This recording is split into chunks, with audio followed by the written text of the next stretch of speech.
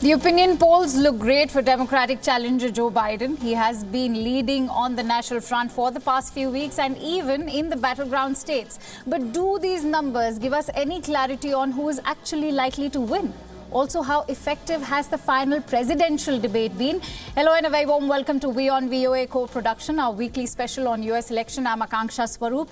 Now, in 2016, the opinion polls had favored Hillary Clinton, but Donald Trump won the election. Is there any lesson to learn from 2016 opinion polls? Should Americans trust polling data showing Democratic presidential candidate Joe Biden leading President Donald Trump ahead of the November 3rd election? VOA's Elizabeth Lee finds out. President Donald Trump continues to rally supporters in battleground states like Arizona and Pennsylvania. We have to show them, the Democrats, a thundering defeat on November 3rd. And if I don't sound like a typical Washington politician, it's because I'm not a politician, that's for sure. The Biden campaign is far from silent, dispatching Democratic vice presidential candidate Kamala Harris to the critical swing state of Florida, where she said much is at stake in the November 3rd election. Criminal justice reform is on the ballot in 2020. Climate reform is on the ballot in 2020. Everything is on the ballot in 2020. Joe Biden is on the ballot in 2020. National polls show Biden leading Trump, some by double digits, but polls are tighter in battleground states like Florida and Pennsylvania. What happens in those states will be critical, says political scientist David Damore. But at the end of the day, it's going to be, those states are going to be very, very close. And that's why I think you have this potential for a Biden blowout, but also a very, very narrow Trump victory. Many polling firms are approaching this presidential election differently than in 2016, when relatively few predicted the Trump victory that was propelled in part by whites without a college degree. The biggest error in the polling in 2016 was that the white electorate wasn't being segregated or being weighted, based upon education levels. And that turned out to be a really sharp difference between college and non-college. So you're not seeing that mistake being made this time. You also see in a lot of these states that Biden's hovering above or around 50%. Clinton never hit those 50% marks. There are also fewer undecided voters this time around, giving pollsters more confidence in their data. Under my leadership, prosperity will surge. The economy is probably his strongest substantive issue, in the sense as he can make that argument. There is so much on the ballot in 2020. While Trump touts America's pre-pandemic economy and promises a swift rebound, Democrats continue to hammer Trump's job performance overall, as both campaigns urge supporters to vote. Elizabeth Lee, VOA News.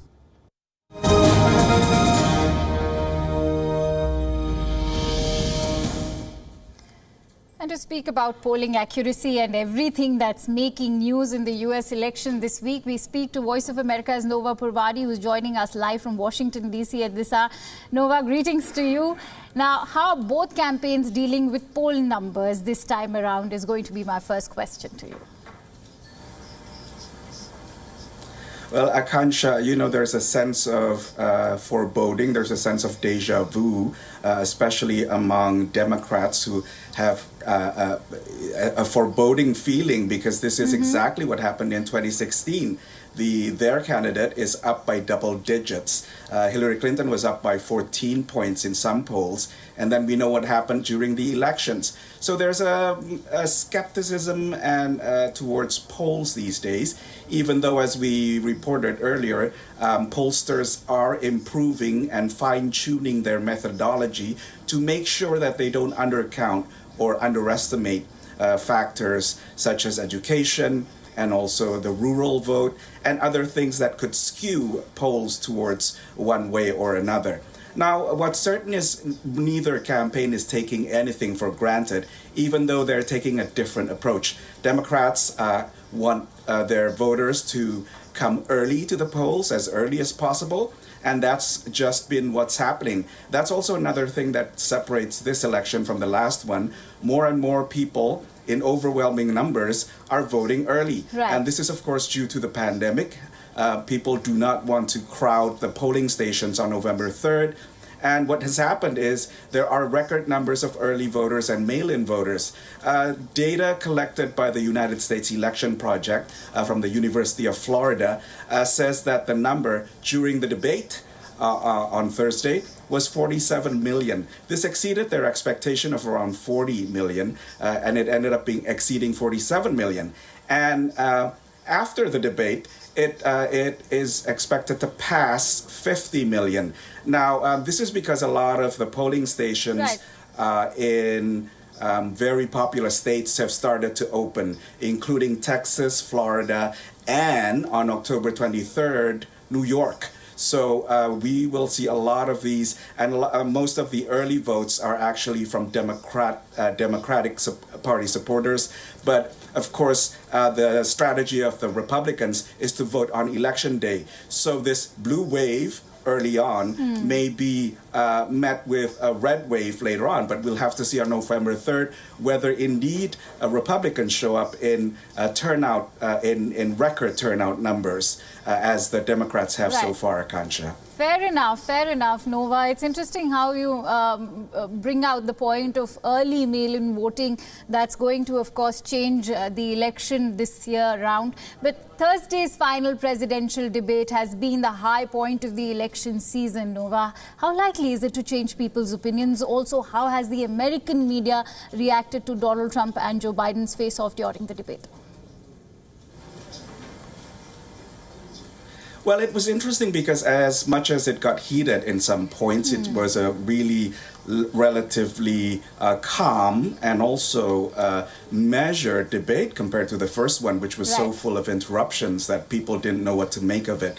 Now, after the first debate, Joe Biden got some momentum. His lead, his national lead against President Trump widened a bit. So President Trump was basically hoping to change the course of the momentum and have some momentum himself from this and also from his daily campaigns, pretty much daily campaigns in battleground states.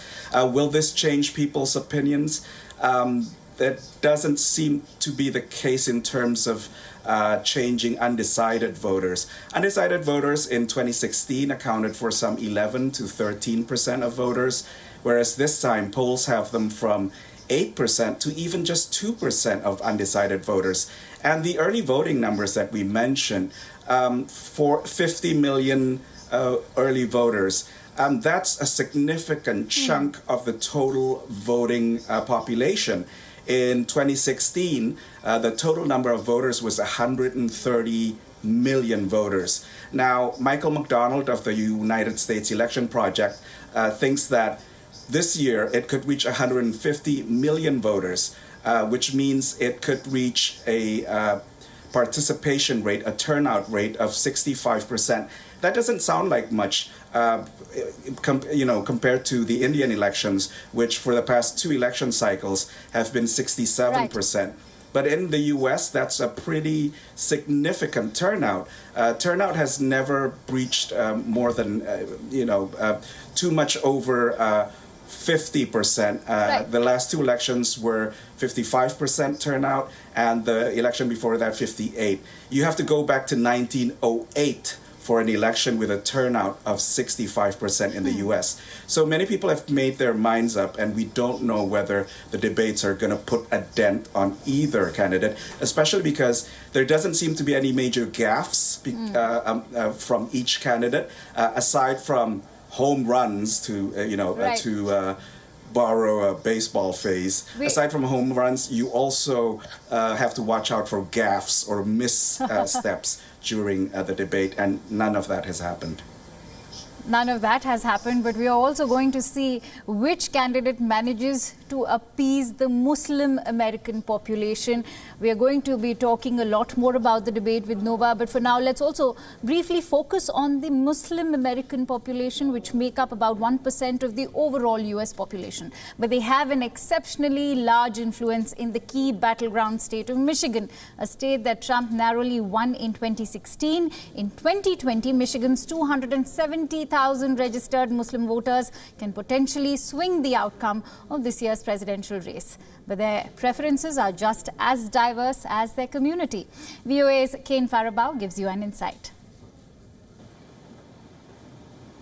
For Michigan voter Dr. Mahmoud Al-Hadidi, there is one issue above all others on his mind when he casts a ballot in the November election: respect. The Muslim community would like to be acknowledged as part of this great American nation and not as an alien culture to this nation.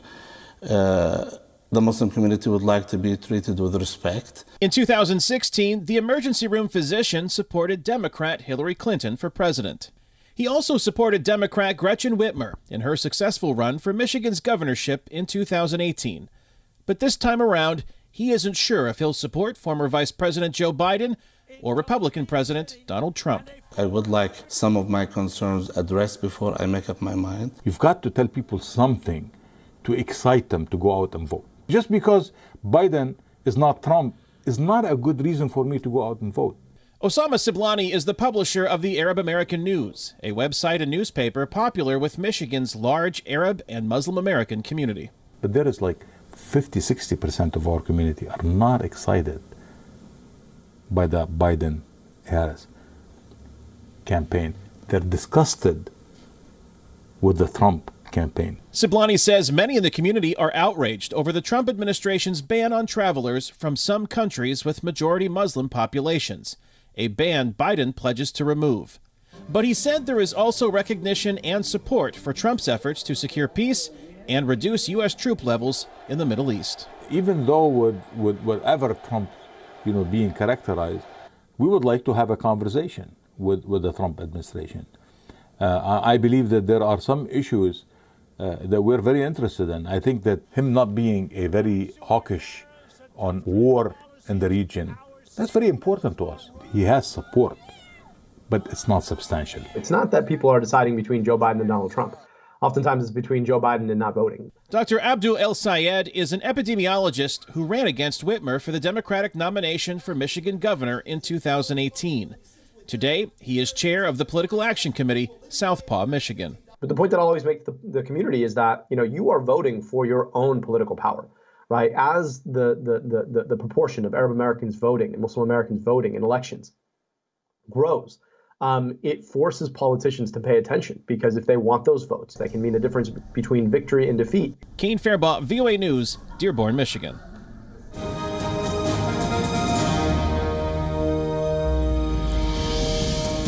Well, there's no denial that Muslim voters will have a sizable contribution in battleground states in the United States, but it's the final presidential debate that everybody has been talking about. Let's quickly go back to VOA's Nova Poerwadi, who's joining us live from Washington, D.C. Nova, U.S. President's remarks on India's air being filthy have drawn sharp reactions in India, especially since it's not a first that he has run India down. Is President Trump using India's reference to justify his lack of commitment to the issue of climate change? Also, how has American media analyzed Trump's comment on India?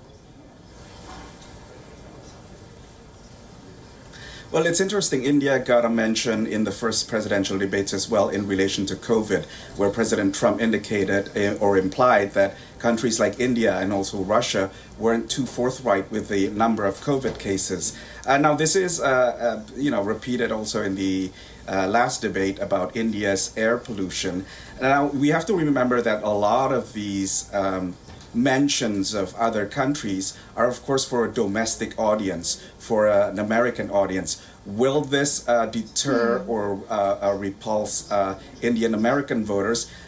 Remains to be seen, because as we've seen also with Muslim voters, some Muslim voters continue to support Donald Trump on policy despite misgivings about the so-called travel ban, mostly affecting Muslim majority countries. Now, Donald Trump, the president, has always reiterated an America First policy, and so that's why a lot of his speeches, even to international forum, is usually aimed at a domestic audience. Even the last major speech, the speech to the UN General Assembly General Debate Session, analysts saw that as mostly aimed at the domestic audience. And the stance of the Trump administration, America First, applies to foreign policy as well. President Trump sees America as carrying the burden of many of the world's problems disproportionately, so he wants other countries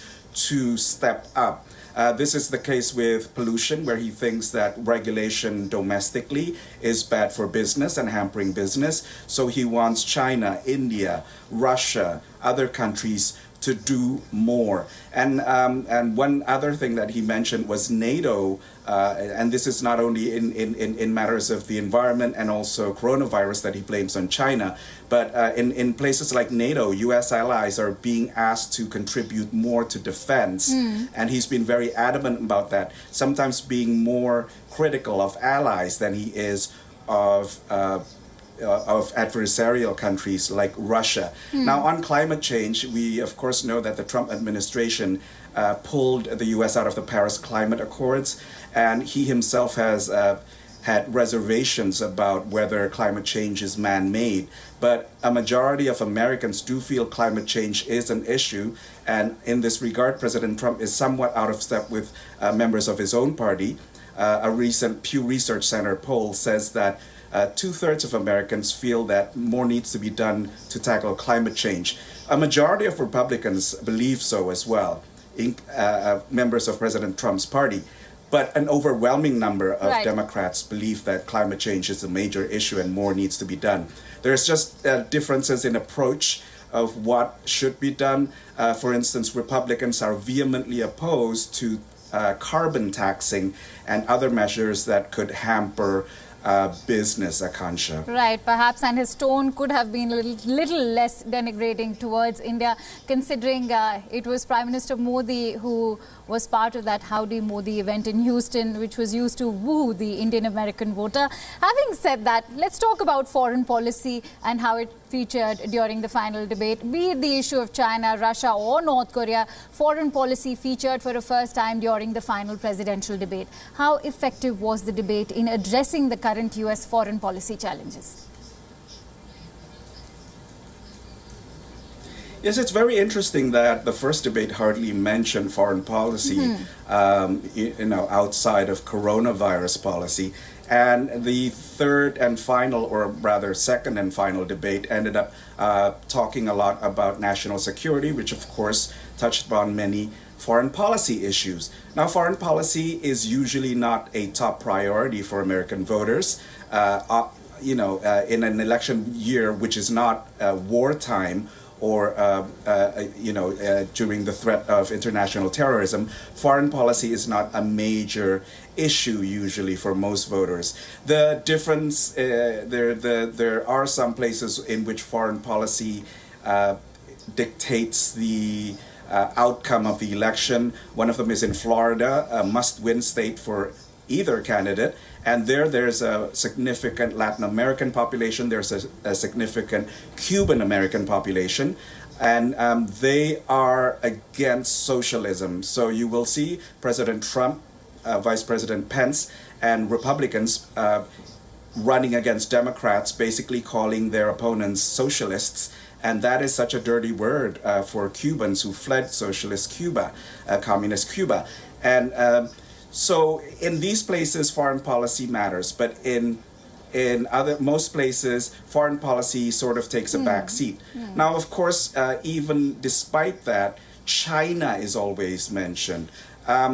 Secretary of State Mike Pompeo is about to visit India and also Southeast Asia. Right. And now India and Southeast Asia have the distinction of facing territorial and border tensions with China in the South China Sea and also in the border of India and China. The rise of China is something that will always color this debate. Absolutely.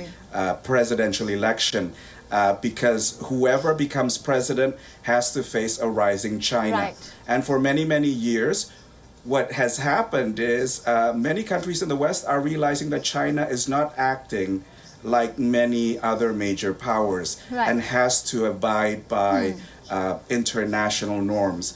Now, so far, this hasn't really affected domestically, aside from the trade war and the chain of production and its impact to consumers. But we'll see in the future, because even for issues like TikTok, which is popular in the US and has repeatedly been under the threat of being being banned like it is in India, that is also something that could hit domestically as well.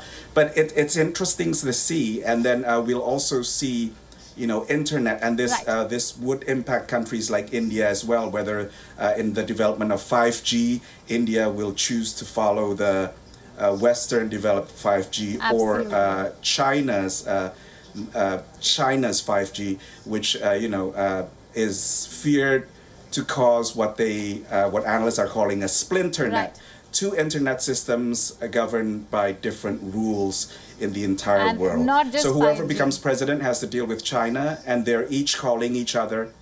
Yes, and each of them are accusing each other of being soft on China, or not doing enough to curtail the threat of China. Right, absolutely. China always takes the lead, and having said that, Russia and Iran also follow. As far as India is concerned, there's no denial that India and the United States relations have, of course, grown tremendously under the Trump and Modi administration. Let's see how this pans out post the election. But now, thank you so much, Poerwadi, for bringing us all those precious inputs and joining our broadcast. We'll keep coming back to you every week. And that's all I have for you in this newscast. Thank you so much for watching. More news and updates follow after a short break. Stay tuned to World is Fun.